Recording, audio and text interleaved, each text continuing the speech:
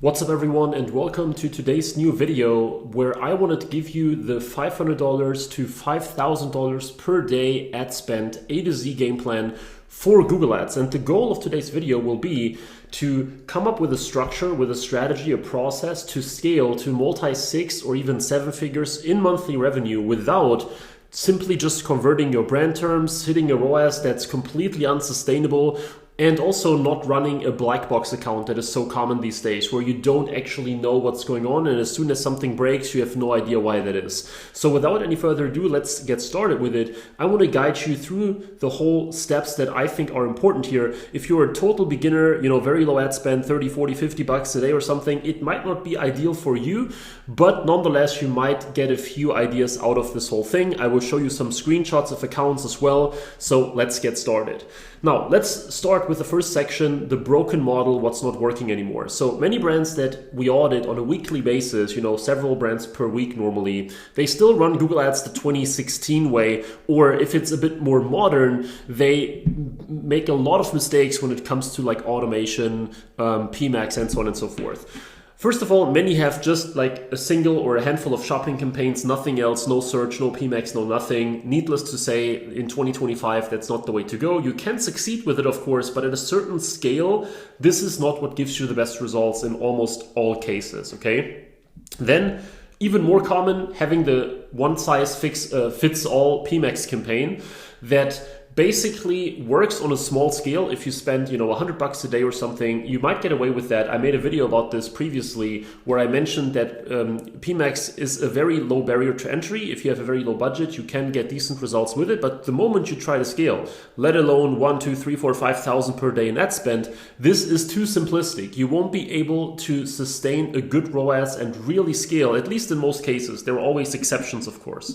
Then having search campaigns that are still super outdated on single keyword ad groups. I don't see that often anymore, but it still happens. Way more often, I see completely random search campaigns with broad keywords, broad targeting. That's generally a good thing these days, but then they are sort of unknowingly converting a ton of brand terms. They don't have like the perfect keyword ad landing page fit. They don't put in the research.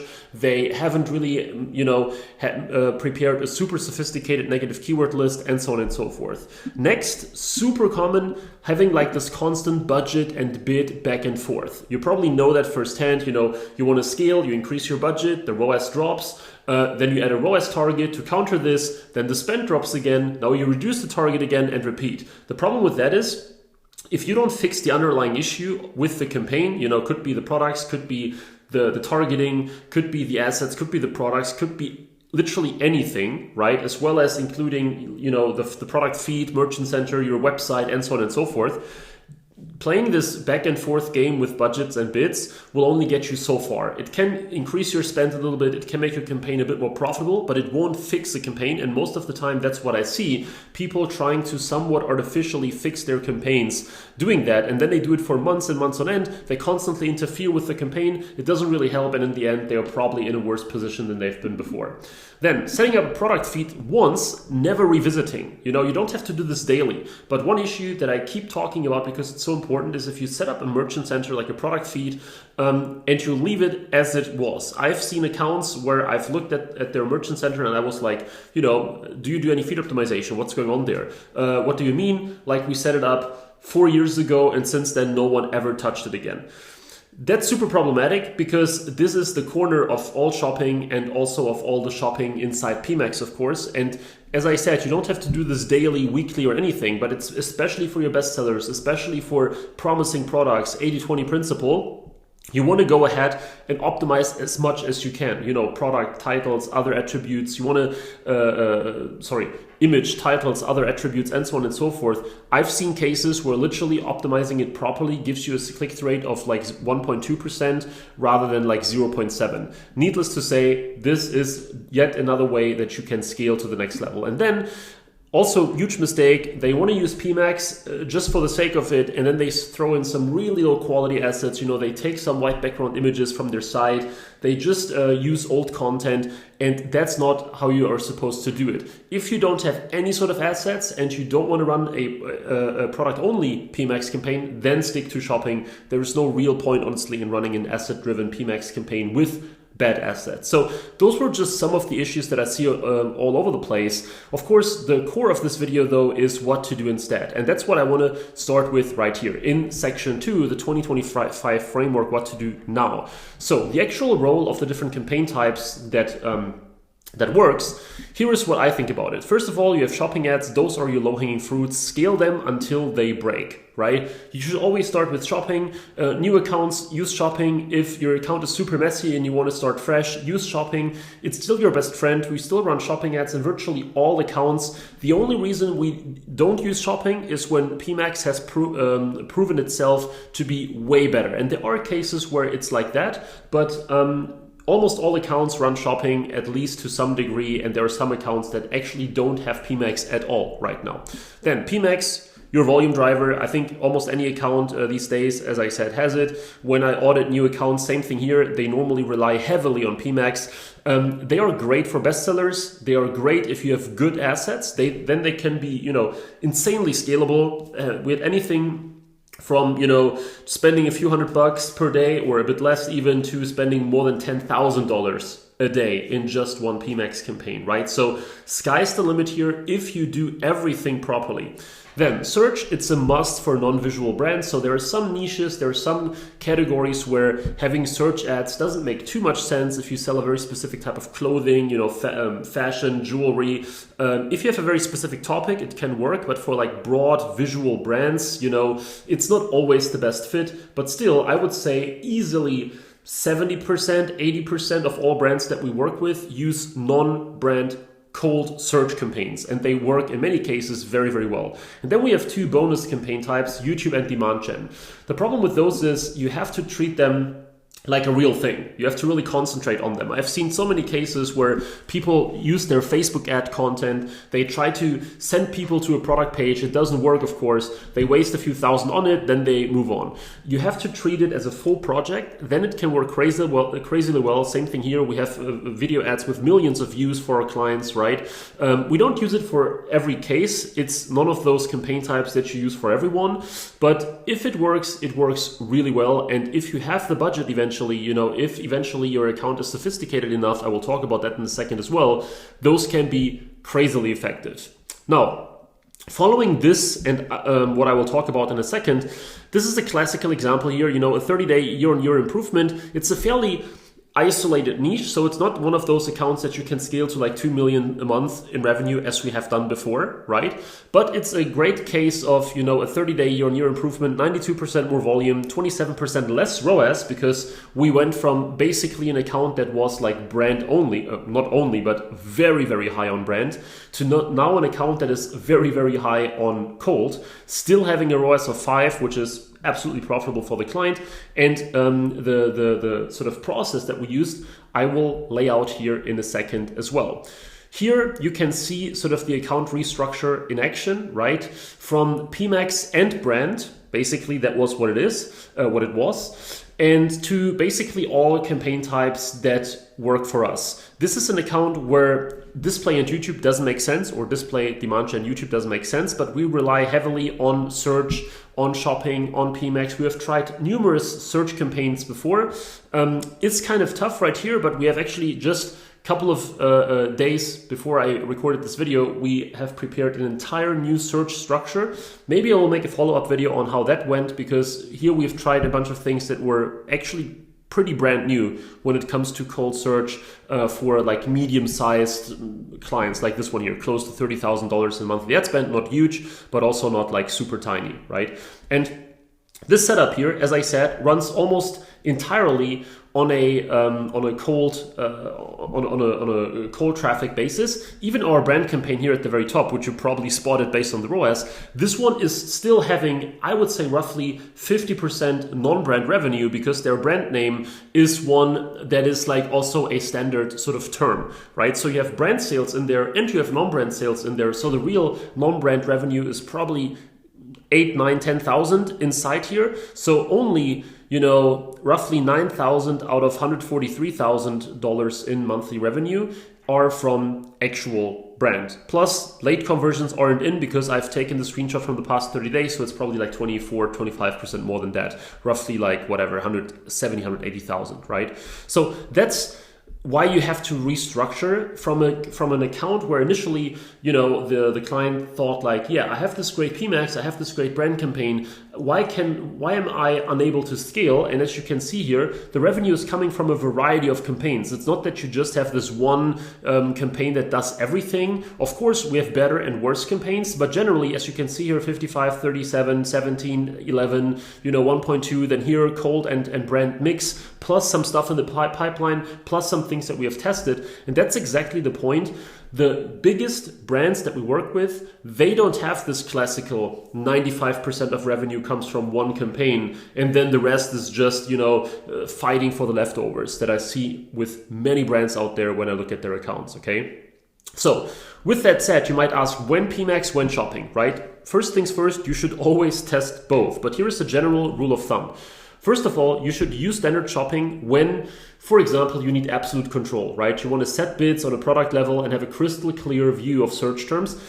I'm not sure if you noticed that, but in many accounts, we can now see the search terms of PMax properly, just as we can with shopping. In those cases, I would say we are getting more control of PMax, which is great. So Google, for once, has listened to advertisers and improved a bunch of things here, from like the channel beta insights to this stuff here. So that's great. But still, I would say even when this is rolling out to every account, it's still better from a control perspective to run on shopping, right? Then you're testing new products. I find it way better to do a quick product test in shopping, because I can use, for example, maximize clicks if I want to just quickly drive some traffic to a product, right? With PMax, you have to use target ROAS. It's always interfering, so that's great. And when you can just run into shopping there. Then if your budget is tight, I'm not a big fan of running low budget PMax campaigns. And to me, anything below $100 is definitely low budget. When it comes to PMax, ideally you spend 200 plus, but 100, yes, that's what you certainly should spend. Then you're protecting your brand terms on shopping. So you can isolate brand searches to ensure that you capture that high intent traffic without PMax cannibalizing it. Now you can of course set brand exclusion lists and negative keywords on PMax too, but I'm sort of a fan of having like this pure dedicated brand shopping and non-brand shopping that works very well. On the other hand, you want to scale with PMax if shopping is stuck. Sometimes the shopping campaign is unable to scale past a certain point while PMax can still produce more shopping volume. Happens all the time.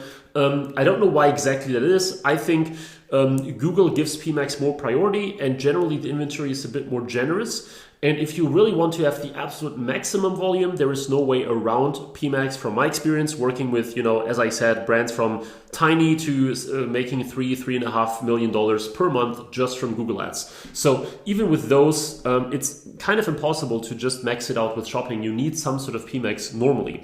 Also, if you have strong creative assets, PMax is an asset-hungry beast. You need good videos, images, and copy to feed it. Do not bother running PMax with very low-quality assets or plain white background images only. This will not give you the results that you want, right? This is just like you're not getting the best out of shopping. You're not getting the best out of PMax if you do it like that.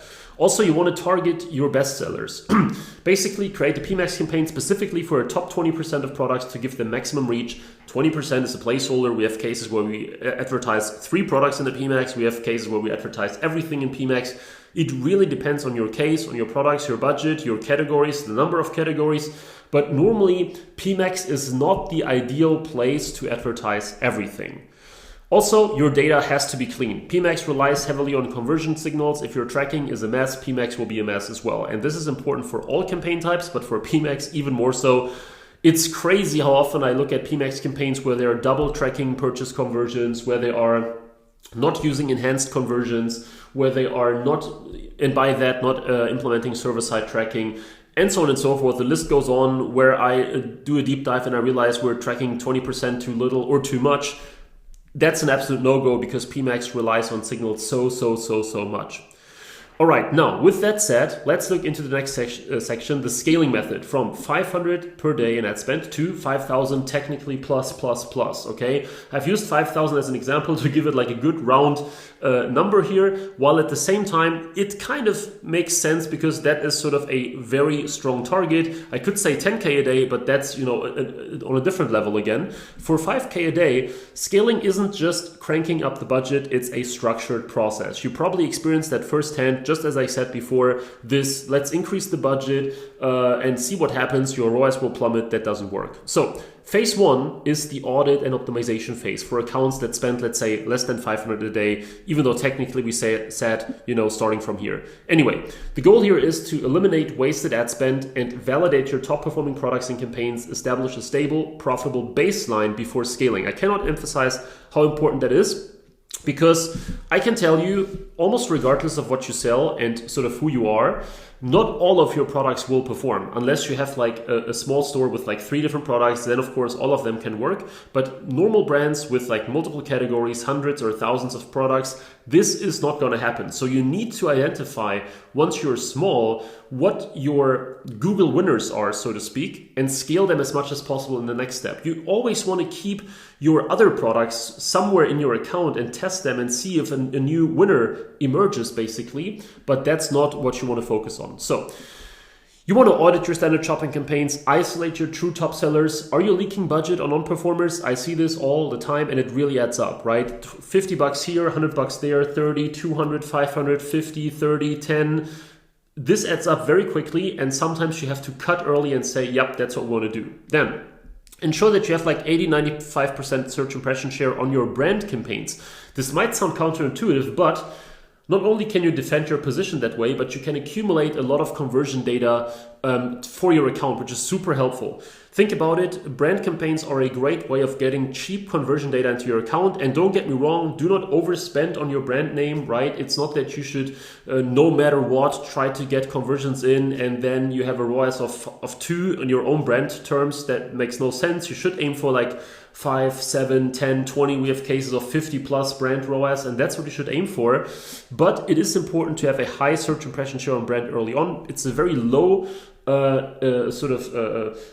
low volume investments, let's say, and you get a great amount of conversions and you defend your position, right? And of course, there are many details to it. You want to focus on shopping primarily, as I said. You want to have some super laser focused search ads, but the key action here, or the key tasks, you want to be on top of your search terms for negatives, right? You want to add them aggressively, because initially, if you think about it, there is a way higher chance that you get bad traffic initially than later on, because initially limited conversion data, normally limited amount of negative keywords by definition. So it's very easy to waste like 5 or 10 or 20 or 30% of your ad spend if you don't have that in place. Enhance your product feed titles for your absolute best performers and verify that conversion tracking is 100% accurate, because every conversion counts. Those are the most important action items. Of course, there's more, but this video is not designed to be 5 hours. So those are the key points if you are at the very beginning, which I would say up to 500 per day, you could say, is sort of the very early phase in a Google Ads account for ecom. So then we have the sort of expansion phase, right? Where you kind of go from like 500 to 1K a day, like 1,000 a day, 30K a month. That's already a slightly different level.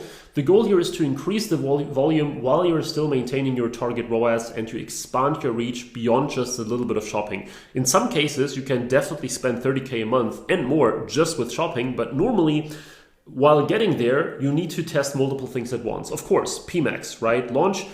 Take your top 10-20% bestsellers from standard shopping, put them into dedicated PMAX. As I said, could be 10, could be 5, could be 20, could be whatever. It really depends on your setup.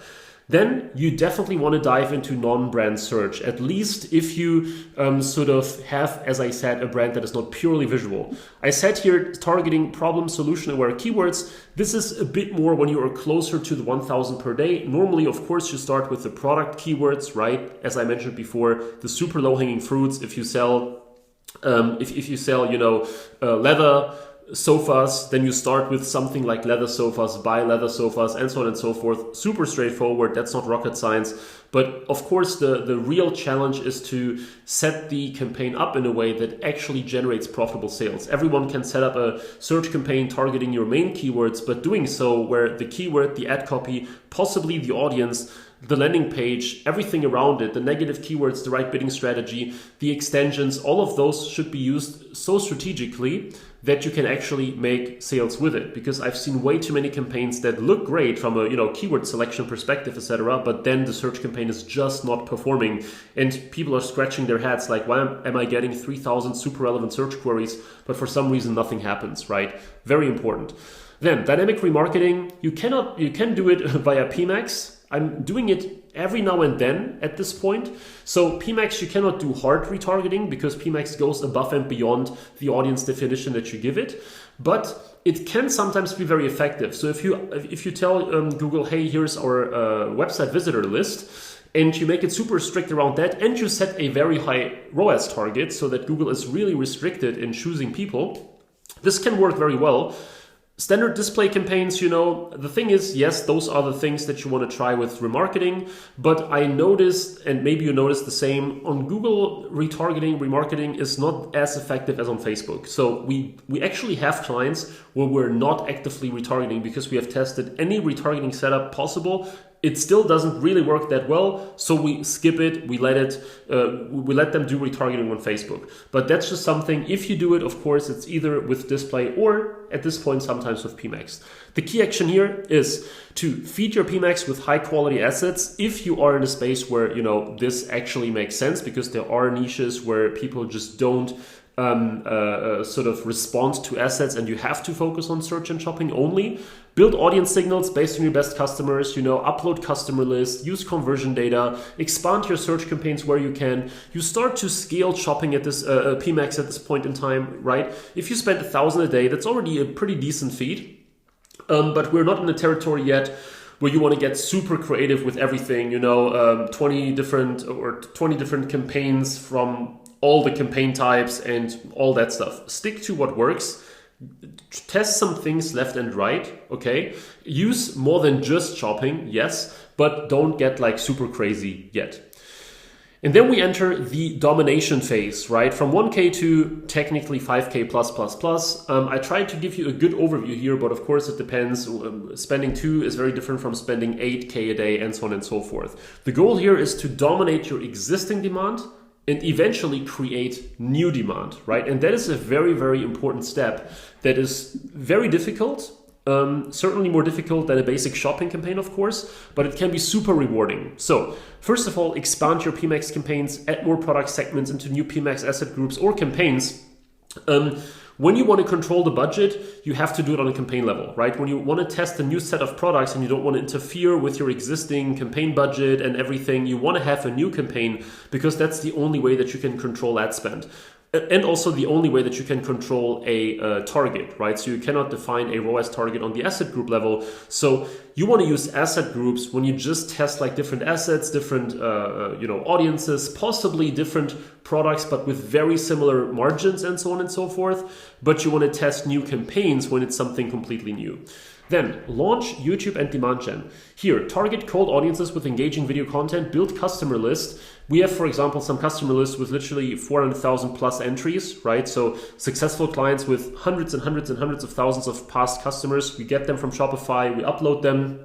We use them as a seed audience for our similar audiences. Works very well. You don't need that many, but of course, the more you have, the better. And with those YouTube campaigns, the reward is super high if you manage to get it to work, right? But the point is you cannot just send people to a product page. You need to build a dedicated funnel. I will talk about that in a bit more in a minute as well. But it's very important that if you have a product that can be sold via YouTube because it's visual or because it's you can demonstrate it very well, or it solves a very specific issue, that is something that you have to try at this point in time when you are in the massive scaling phase, okay? Then competitor search campaigns, you can start them way earlier. Normally we do, but the thing is they tend to get better when you get more established. So the more real estate you capture on the search engine results page, the more people know your brand name, which typically when you spend 5,000 a day or get close to it, typically people tend to know you a bit better. They tend to work better as well because people may have seen you before and they're like, you know what, I want to give this brand a try as well. You can now also go way broader with your search, right? Now you can really go top of funnel. If you sell, for example, anything in health, supplements, any of that stuff where you have really informational search queries as well, right? Dog, pet supplies, beauty, all kinds of things. There are so many categories where this works. That is something that you absolutely need to try when you are scaling, targeting less relevant keywords and, using all the conversion data that you accumulated at this point in time and using broad match, not being too strict here. Advertorials, huge thing, right? Like depending on your niche, again, health, supplements, beauty, cosmetics, there are many niches where this works very well. Build advertorial funnels. We have some examples of advertorials where we spend $1,000 to $3,000 per day on just an advertorial. So what's an advertorial? It's basically like a pre-sale page where you write a very old school sales letter kind of thing almost, right? Like a, customer experience letter. It could be like a 10-minute read or something like that. Could be more, could be less. Where you're pre-qualifying people that are typically top of funnel. So they're looking for, why is my hair, what to do with dry hair or something like that. We actually have a hair care client. So that's why it pops up to my mind right now. They might not be ready yet to purchase your $65 hair care package solution. But if you have a nice advertorial page where multiple people or one person, typically we start with like one person telling a story, talks about what they did to improve their hair and how our product helped the person and so on and so forth in a really nice, convincing, personal way. And then you link people to your product page, right? That's how you can convert this top of funnel traffic way better, especially from people coming from YouTube, display, etc. Huge thing, almost no one is using it. Not super easy, but definitely worth it once you are in that sort of level. Key action here is to go from pull only to push and pull, like in the gym, get creative, build advertorials, as I said, test assets, look at your MER, your marketing efficiency ratio, rather than just Google only, because at this level, spending like 4 or 5K a day or more, the different platforms are cross sort of interfering with each other so much that you cannot just look at Google like this, just as you cannot look at Facebook like that. At this point in time, in my opinion, you need some sort of, overarching tracking solution, whether it's triple whale, high rows, you name it, because you need a single source of truth somewhere. No, this is not an excuse for letting Google underperform, right? I'm not saying, MER is an excuse for whatever. If the Google ROAS is terrible, Facebook will fix it, The platforms, of course, have to stand on their own feet. They have to be profitable by themselves. But you shouldn't leave the bigger picture out of the whole calculation here, and you have to make sure that you do it properly. And here is another example of that. Brand spending 148K, which is roughly exactly this 5K daily thing. And here again, we have all kinds of different campaigns, right? There is actually one. This is, by the way, this time not the brand campaign. The brand campaign, if I'm not mistaken, should be that one here, which you can, there you can see, right? Roughly a 10x ROAS, that's our brand campaign. Running on a max conversion value. Normally we run on target impression share, but here's an exception, that's a different story. You see here the CPCs are super high, like every single campaign has super high cost per clicks. Spending 150K, making 369K back. Again, we have late conversions that are not in there yet. At the same time, customer lifetime value, you name it. So these guys require a way lower ROAS than the previous screenshots that I sent you where we had like a 5 point something. Here, they are very happy with a 2.23. I didn't actually include the ROAS column right here, but you can do the math, right? So very granular setup. Those are not all campaigns, but we have anything from like doing a display. There we go. Demand gen test. Multiple performance max for multiple categories. Important here is you don't want to just iterate on your audiences when it comes to PMax, right? You want to test new products, you want to test new assets. I see this a lot. People, when they do a performance max test, what they do is they duplicate their audience like 10 times and make slight adjustments to the audience. That's not how you get the best performance out of a PMax test, right? You have to think about which products do I place there, why should I use different assets? Normally we do different asset angles. Maybe, for example, something like UGC related, product related, ambient related. Then we do something for advertorials and so on and so forth. And with that sort of setup, as you see here, in this case, we have no individual standalone shopping campaigns. We do it all via search and PMax. And of course, PMax includes a ton of shopping in this case. Everything runs, of course, on auto bidding, as pretty much always when your account is a bit more mature. Very important stuff. Okay, now lots and lots of white space, fun. Now, section 4, breaking the scaling paradox.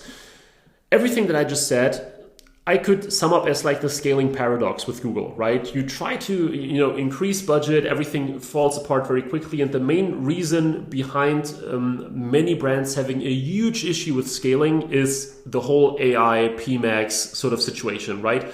Barrier to entry is like super low. Everyone with like a $500 per month ad spend can throw it at PMax, will get decent results, okay results.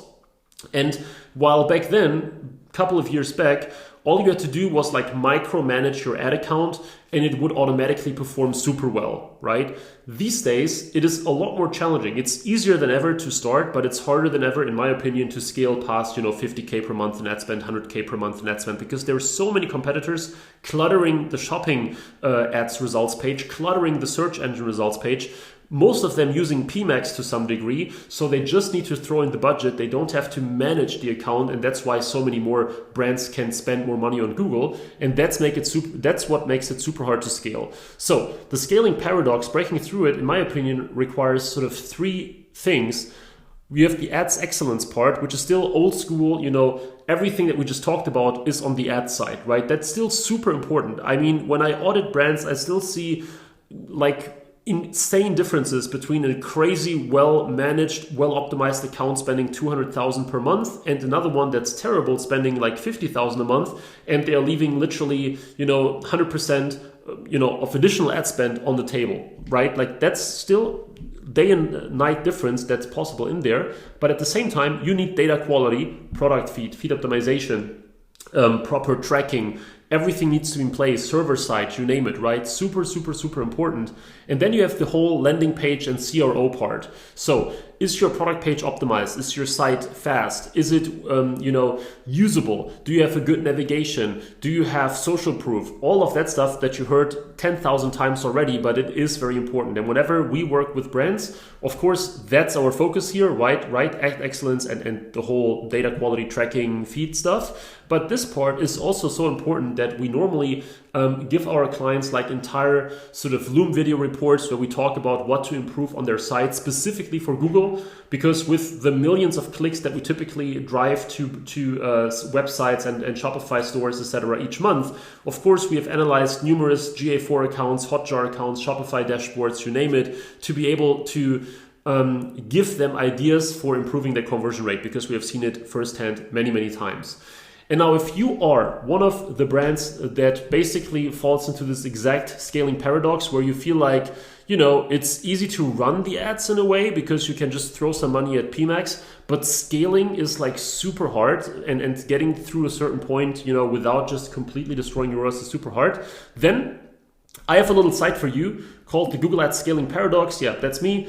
And basically what we're doing here, or what I'm doing here, is I'm doing a full scaling analysis with you, right? So it's not one of these typical super fluffy, annoying, high pressure sales calls or anything like that. But instead, I look at your situation, and based on your brand, based on your site, based on your budget and everything, we go through these 3 points. You don't have to give me access to your Google Ads account, right? None of that stuff necessarily. And I will give you my completely honest feedback and what I think is your major roadblock, right? So where are you lacking the most? What's possible for your brand? Do you have a brand that can scale to 200,000 per month in Google Ad spend? Or would that be fairly unrealistic? Because sometimes that's the case. We've basically worked with more than 150 brands, spent 40 million on Google, talked about many of these things here in this video. And if that's something where you say, yep, you know what, I need that extra push, my brand is sort of lacking, I don't know how to go through this, break through this invisible ceiling, whenever I try to do so, my ROAS plummets, then this is exactly for you. And I invite you to this call. As I said, no fluff, short, to the point, actionable. And I promise afterwards you will have a new idea and you will see your Google Ads account with like some fresh pair of eyes, basically, and be like, okay, that's what I have to do to break through. And of course, if you want to, then we can do it with or for you as well. So I really hope you enjoyed this fairly long video. Please leave a like if you did. Please subscribe for more Google Ads and performance marketing content for e-commerce. Let me know in the comments which of these points resonates with you the most, and also where you are on this journey right now. How much are you spending, if you don't mind, and tell me what your biggest issue is. So with that being said, I really look forward to see you in the next video again. Thank you very much for watching, and bye-bye.